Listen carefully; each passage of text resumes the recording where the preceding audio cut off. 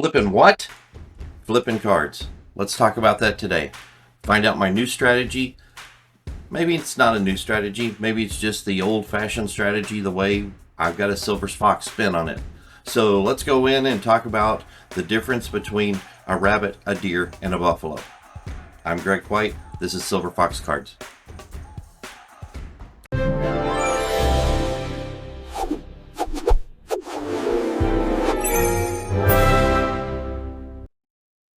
Oh my, we're going to talk about animals today, and I mentioned 3 in the intro, but no, we've really got 4 that we need to talk about. But let's talk about our main 3 to start. We've got rabbits, deers, and buffalo.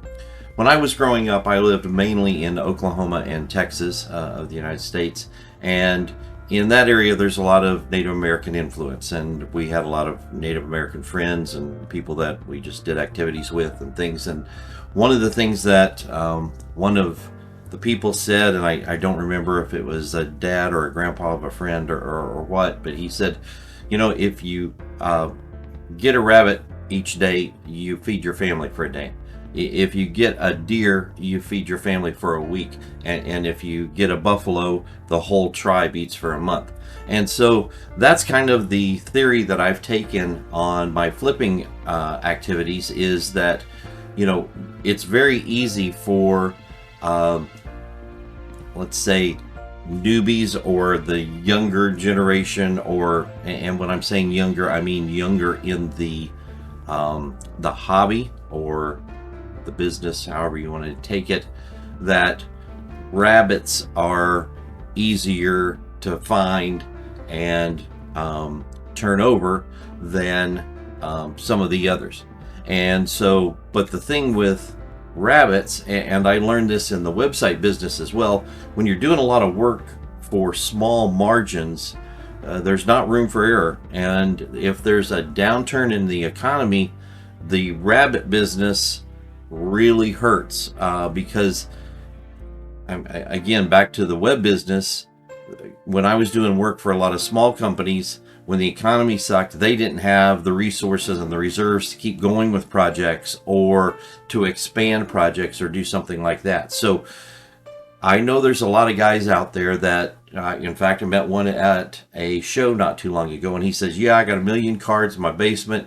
I've got sets, fillers from 1952 up to current, and I sell 20 or 30 of those every day on eBay for $3 or $4. And he says, I'm doing just fine. And I thought about that, and I thought, man, number one, I don't want to send out 30 or 40 eBay packages every day. You know, again, I'm a bit lazy on that standpoint, and I try and make things as simple as possible.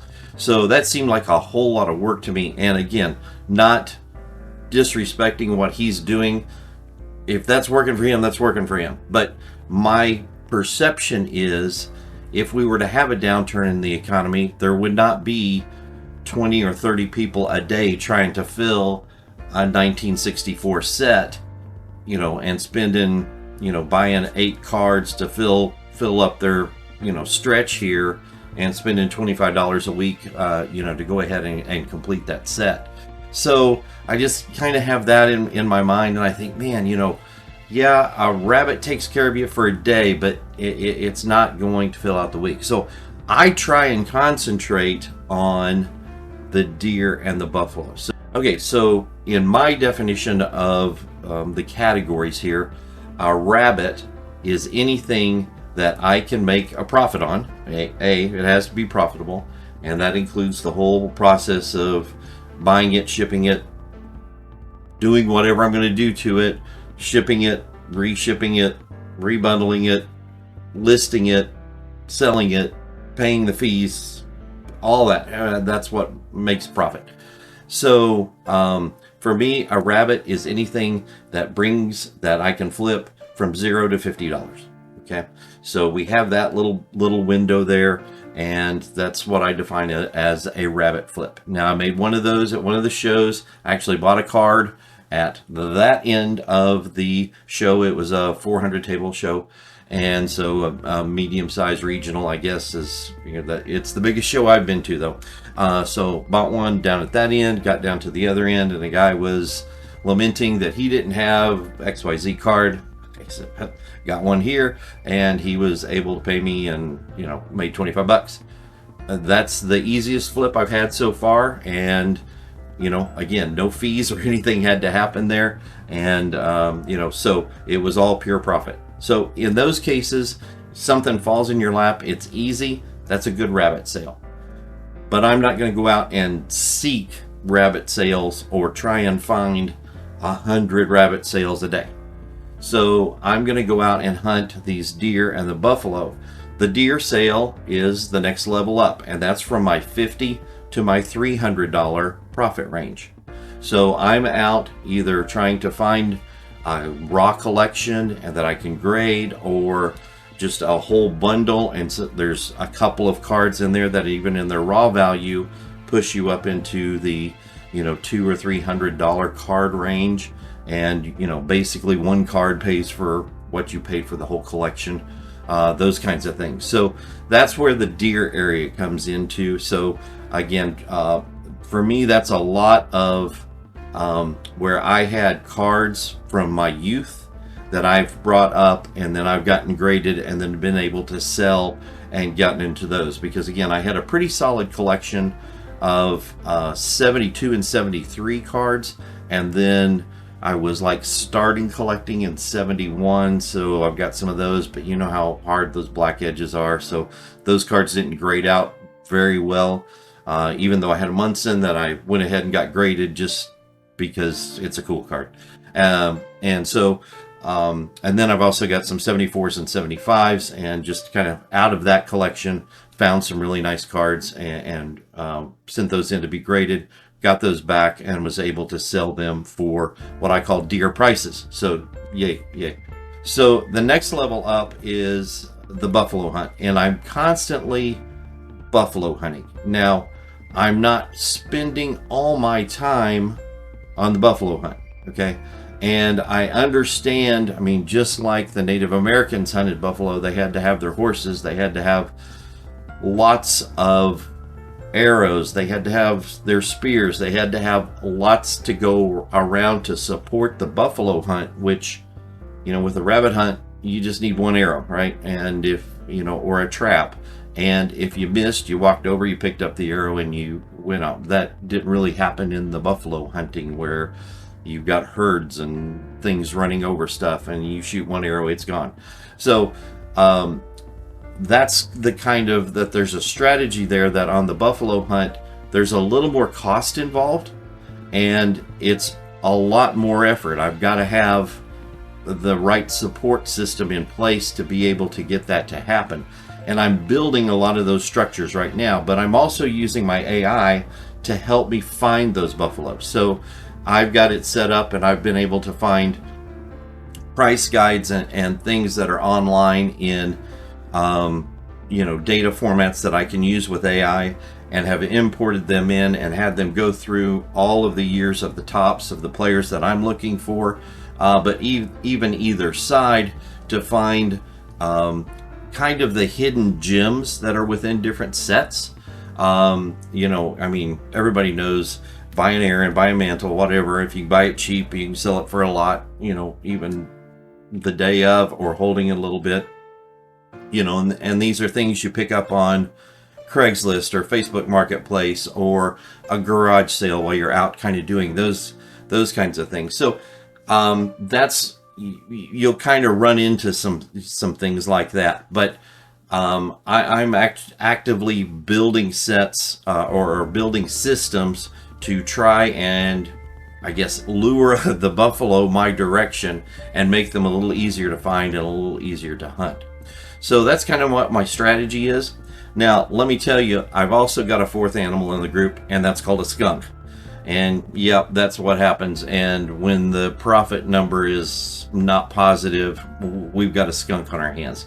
And, you know, those can happen really easily when you get into the grading world, kind of when you're you know, going out to hunt buffalo and you don't even end up with a rabbit. So you know, one of my personal collection, I had you know, this Bob Gibson, and man, it looked good to me, and I thought, you know, sharp corners, all of that. And you know, I've had a person look at it and say maybe I should crack it and get it regraded, but you know, I sent that in and it came back a 5. Oh man, you know, and of course I was so excited early on. I paid extra for the grading to be done a little faster, so you know, that the shipping, all of that, I got $100 into the cost of the card, and it comes back a 5, and it's worth, you know, 35 bucks. So you know, that's a skunk, and we want to avoid the skunks at all costs. So I'm learning on the grading thing, and that's one of the things that I have also started leaning on AI, not to tell me what the potential grade is, but to give me a completely emotion-free evaluation of the card. So I can take some good pictures. There's a couple of AI engines out there if you want to know what I'm doing on the AI side. I'm not using the card grading software. Well, let me rephrase that. I have tried some of the card grading AI software out there. Haven't found one that is anywhere near what PSA or SGC returns. And those are my two grading companies that I'm using at this point.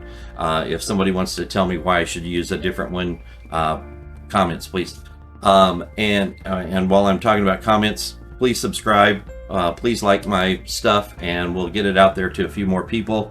And let's kind of get the community going as I'm working on this experiment of my 6 Hall of Famers, trying to build a fabulous collection. But this is the process of how I'm going to fund it. So again, that's my flipping process. I go out there in mind that there are rabbits, there are deer, and there are buffalo. There are pieces. I need all 3 animals to really make the system go, but my focus is on the deer and the buffalo.